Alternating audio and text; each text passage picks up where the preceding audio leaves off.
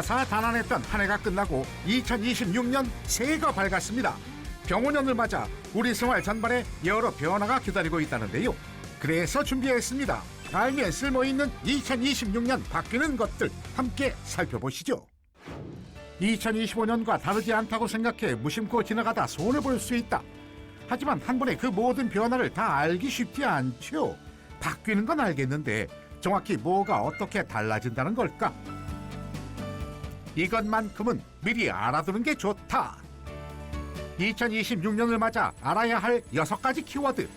벌써부터 복잡할까봐 머리 아프시다고요? 걱정은 금물. 2026년 키워드 소개해줄 오늘의 전문가. 안녕하세요. 2026년 새롭게 바뀔 법령 정보를 알려드릴 최지연 변호사입니다. 미리 알면 쓸모있는 2026년 정보를 쉽고 정확하게 알려줄 최지현 변호사. 첫 번째 키워드는 바로 교통입니다. 모르고 넘어가다 큰 코 다치기 쉽죠. 2026 잡학사전 첫 키워드는 교통. 특히 운전자라면 매일 이용하는 자가용, 올해엔 이 부분을 조심해야 한다. 사실 굉장히 많은 분들이 너무 자주 바뀌다 보니까 많이 헷갈려 하시는 부분인데요. 어떤 부분의 단속이 강화되었는지를 알지 못하면 벌금 같은 형사처분으로도 이어질 수 있기 때문에 좀 잘 숙지해 두셔야 될 것 같아요. 제가 가장 먼저 말씀드릴 부분은 이 운전면허 기간의 갱신입니다. 아직까지 운전면허 적성 검사를 갱신하지 않은 대상자는 전체 운전자의 무려 34%. 그 숫자가 최근 10년 이래 최다인 약 487만 명에 달한다고 합니다. 기존에는 12월 31일까지 일괄적으로 이제 갱신을 하셨었잖아요. 그런데 바뀐 도로교통법에 의하면 이 면허 취득일이나 최근에 갱신하신 일로부터 10년이 지난 해의 생일을 기준으로 바뀐다고 생각하시면 돼요. 그러니까 이 생일을 기준으로 전후 6개월의 기간 동안 면허 갱신을 하게 되는 겁니다. 잊어버리고 제때 갱신하지 않으면 1종 면허의 경우 3만 원, 2종 면허는 2만 원의 과태료가 부과된다고 합니다.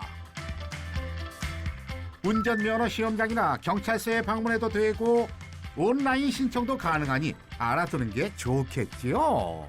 만약에 일종 대형이나 특수면허를 보유하고 계신다거나 아니면 75세 이상 고령 운전자의 경우에는 반드시 현장에 가셔서 갱신 신청하셔야 된다는 거 좀 유의하셨으면 좋겠습니다.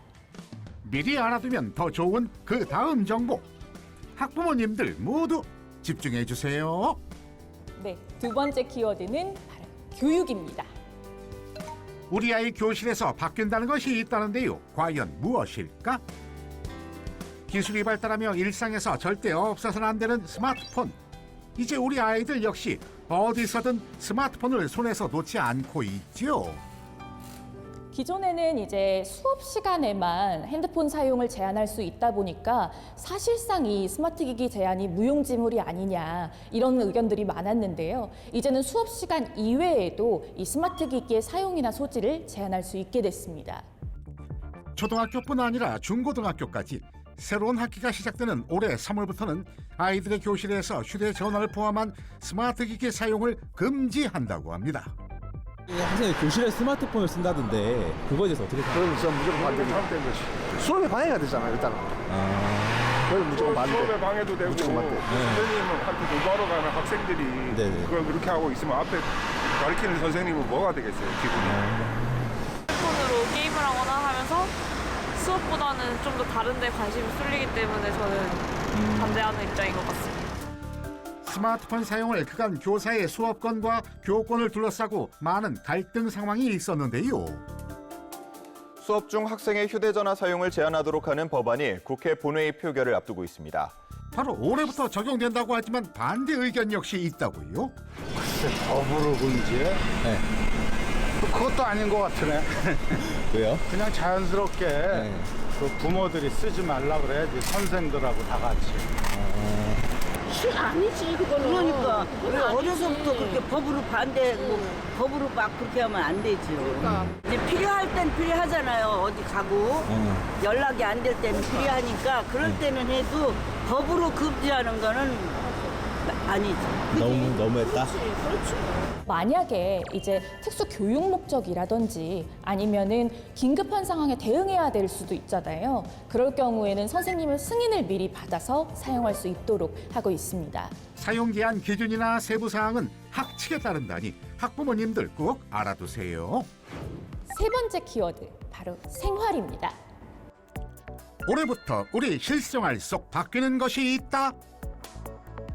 그 현장을 찾아 방문한 곳은 우리에게 참 익숙한 장소죠. 탑골공원입니다. 비가 오는데에도 밖에서 모여 대화 중인 사람들. 올 봄부터 탑골공원에서 금지된다는 이것 대체 뭘까? 안녕하세요. 안녕하세요. 탑골공원에서 내년부터 바뀌는 게 있다고 찾아왔는데요. 네, 올해 그 탑골공원이 금주구역으로 지정이 되었어요. 그래서 내년부터는 탑골공원 내부 외부에서 음주 행위를 하시면 안 됩니다. 사람들이 쉬어가는 평화로운 휴식 공간 탑골공원. 역사가 긴 만큼 많은 문제점이 있었다는데요.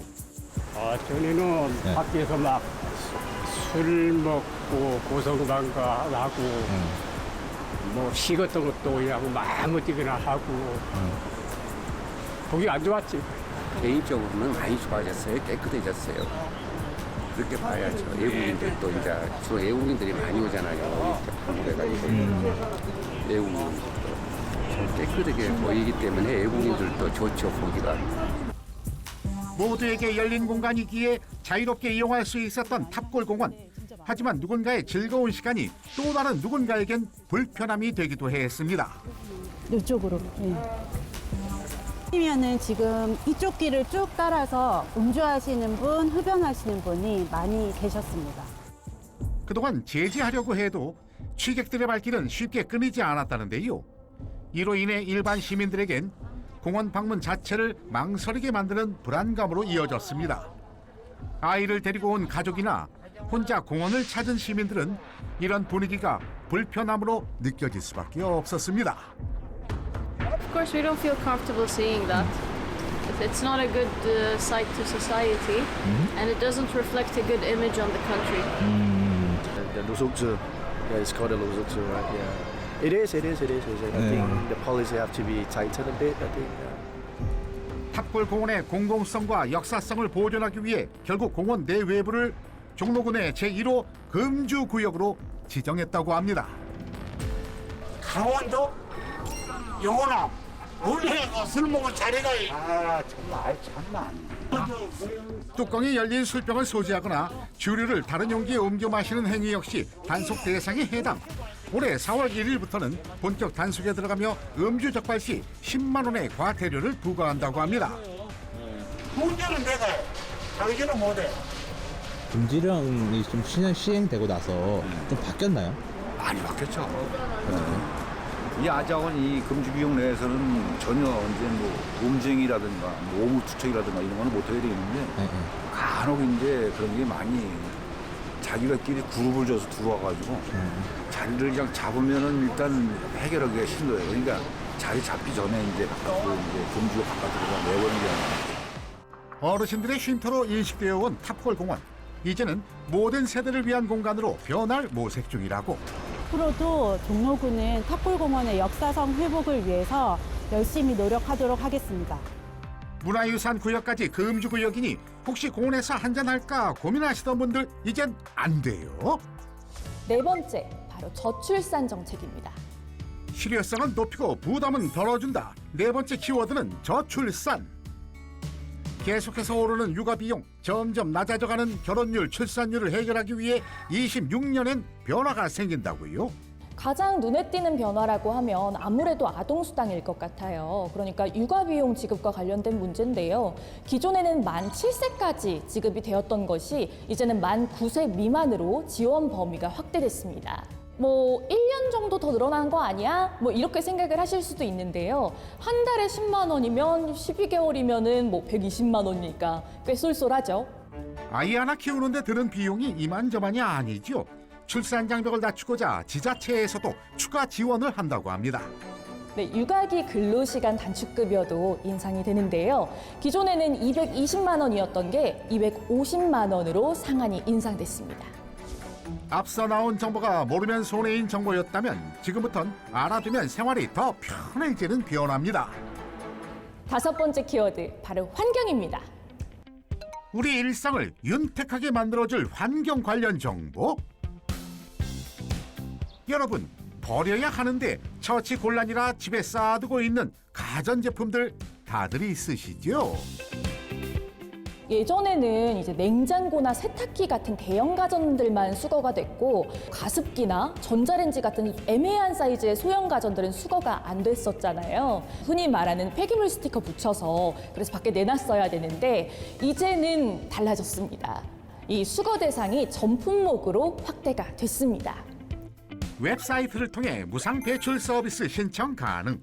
다만 소형 가전의 경우 5개 정도 모아야 방문 수거 서비스 이용이 가능하다고 합니다. 대신 집 근처 폐가전 수거함을 무료로 이용할 수 있다고 하니 참고하세요. 벌써 6번째 키워드, 바로 의료입니다. 마지막 키워드는 바로 의료. 우리 건강과 관련돼 있다는데요. 그간 바빠서 거리가 멀어서 시간이 없어서 병원 내원이 부담되는 분들 많으셨을 텐데요. 올해엔 필수 의료 강화, 미래 대비, 돌봄에 대한 국가 책임 강화, 기본생활 안전망 구축까지 4대 복지를 목표로 또 한 가지가 개편됐다고 합니다. 코로나 때 혹시 비대면 진료 받아보셨는지 모르겠어요. 이게 의료법이 개정이 되면서 한시적이었던 제도가 정식 제도화됩니다. 그래서 내년부터는 계도 기간을 거쳐서요, 정식 제도화돼서 바로 우리가 비대면 진료 서비스를 이용할 수 있을 것 같습니다. 코로나19 이후 그동안 비대면 진료가 어느 정도 진행됐는데 어떤 게 바뀐 걸까? 그걸 알기 위해 서울의 한 병원을 찾았습니다. 가장 큰 변화는 이제 법적인 근거를 가진 정식 제도가 됐다는 것이죠. 다만 아무 때나 아무 병이나 비대면 진료를 받을 수 있는 건 아니라고요. 원칙은 재진 환자만 받을 수 있습니다. 같은 증상으로 대면 진료를 받은 이력이 있는 경우에만 가능한데요. 초진 환자의 경우 거주 지역 내에 의원급 의료기관에서만 가능하고 제한적으로 받을 수 있습니다. 즉 처음부터 대형 병원에서 비대면 진료를 받기는 어렵다는 뜻. 그렇다면 또 다른 중요한 약 처방은 어떨까요? 모든 약이 비대면 진료가 가능한 것은 아닙니다. 마약류나 향정신성 의약품은 비대면 처방이 금지되어 있고 의사가 환자 정보를 충분히 파악하기 힘든 경우 약의 종류나 처방 일수가 제한될 수 있습니다. 편리함은 살리되 의료 안전성과 책임 소재 강화를 목적으로 시행될 비대면 진료. 몸이 아플 때를 대비해 꼭 기억해 두세요. 알아두면 더 좋다. 6가지 외에도 2026년에는 생활에 도움이 될 다양한 정책과 제도를 만날 수 있는데요. 미리 알아두어서 야무지게 활용하자고요. 지금까지 2026년이 되면 바뀌는 것들에 대해서 한번 짚어봤는데요. 이런 것들 잘 숙지하셔가지고 2026년 한 해도 건강한 한 해 되셨으면 좋겠습니다. 2026년 병원연, 질주와 추진력을 상징하는 붉은 말의 해입니다. 미리 알면 쓸모있는 우리 일상 속 변화들 꼭 짚고 한 해 잘 마무리하세요.